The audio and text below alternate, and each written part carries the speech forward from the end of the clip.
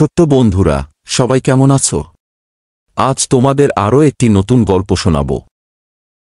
একটা কাক উড়তে উড়তে এমন একটা স্থানে এসে পৌঁছাল যেখানে জল পাওয়া খুবই দুষ্কর, অথচ পিপাসায় তার গলা শুকিয়ে যাচ্ছিল। অনেক খোঁজাখুঁজি করার পর কাক একটা কলসি দেখতে পেল, কিন্তু কলসির কাছে গিয়ে সে হতাশ হল। কলসিতে অল্প পানি আছে, তাও অনেক গভীরে। তখন সে ঠোঁট বাড়িয়ে চেষ্টা করল জল পান করার, কিন্তু জলের নাগাল না পেয়ে কাকটি চিন্তা করতে লাগল কি করা যায়। চিন্তা করতে করতে সে হঠাৎ লক্ষ্য করল কিছু দূরে অনেকগুলো পাথর পড়ে আছে।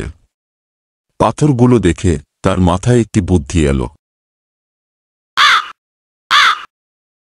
একটি একটি করে নুডি পাথর নিয়ে কলসির মধ্যে ফেলতে লাগল সে। পাথর জায়গা দখল করায় জল উঠে এলো কলসির মুখের কাছে। তৃষ্ণার্ত কাকের প্রাণ খুশিতে ভরে উঠল। ঠোঁট ডুবিয়ে ডুবিয়ে প্রাণ ভরে জল পান করে সে তার তৃষ্ণা মেটাল। এই গল্প থেকে আমরা কি শিখলাম? বুদ্ধি থাকলে উপায় বের করা যায়।